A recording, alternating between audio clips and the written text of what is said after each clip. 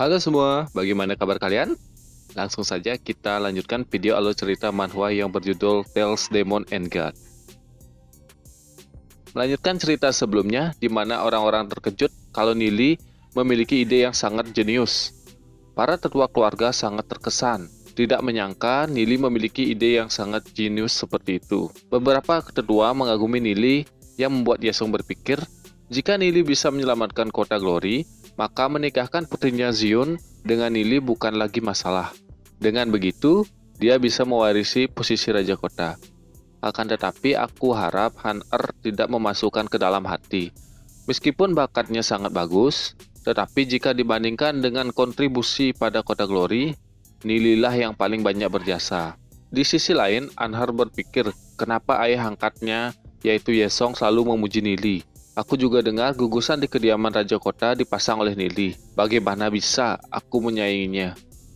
Teman-teman Nili yang sangat senang dapat membunuh banyak iblis buas dengan batang bambu pun berpikir, melihat iblis buas sudah melewati pertahanan ketiga dan sampai ke dinding kota, apakah Nili masih punya rencana lain?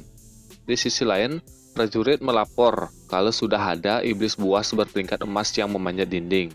Seorang ahli peringkat emas datang untuk membantu menghalau serangan iblis buas yang sudah memanjat dinding dan menyerang prajurit di atas dinding kota. Di sisi lain, Nili memerintahkan untuk terus menyiram minyak ke dinding kota agar iblis buas tidak bisa menaiki dinding. Dari situasi saat ini, hanya iblis berperingkat emas ke atas yang bisa melewati parit yang terbakar. Dan juga setelah melewati parit itu, kekuatannya juga berkurang. Nili berencana, kalau minyak sudah habis digunakan, dia akan menggunakan botol darah peledak. Tetapi itu akan bisa menahan beberapa jam saja. Setelah itu, kita memerlukan bantuan para patriark keluarga.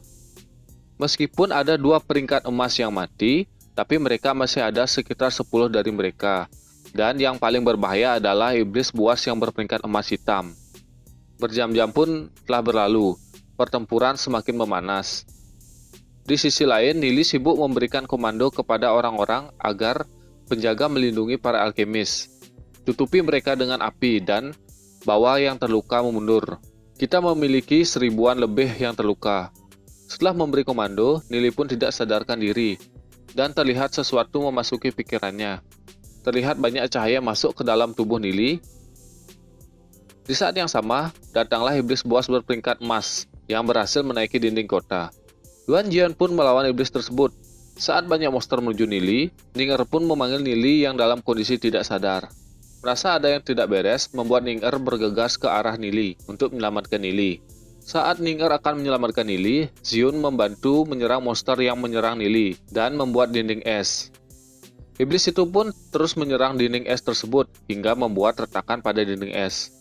Karena Nili masih belum sadar, Ning-er tidak berani menolong Nili dari atas tubuhnya dan membiarkan Nili tetap berada di atas tubuh Ning-er.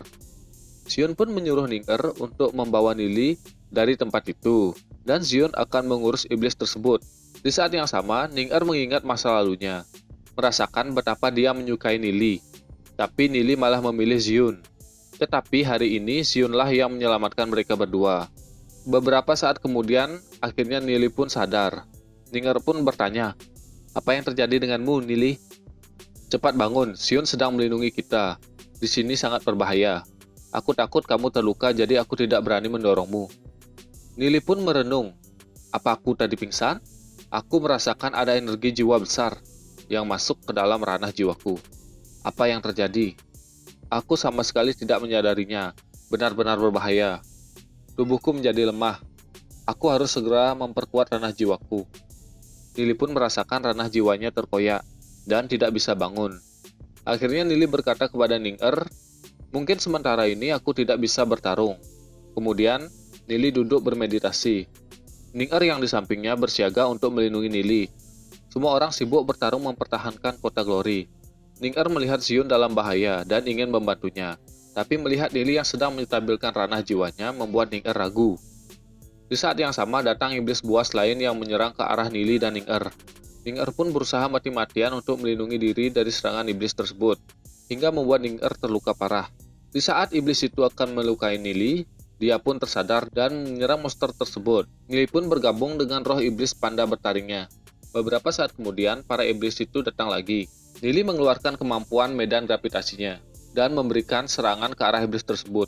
Xion yang melihat Nili dalam kondisi baik-baik saja pun lega. Di tempat lain, Nili sedang menggendong Ning-Er yang tidak sadarkan diri. Nili menemukan kalau Ning-Er terluka parah dan akan menyembuhkan dengan energi jiwanya.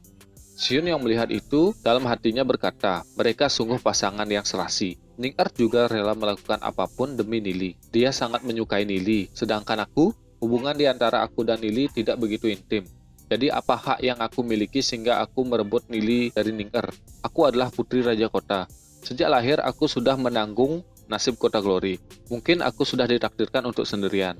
Aku harus mengorbankan diri untuk Kota Glory. Mana bisa menjadi seperti Ning-Er yang bisa mencintai seseorang.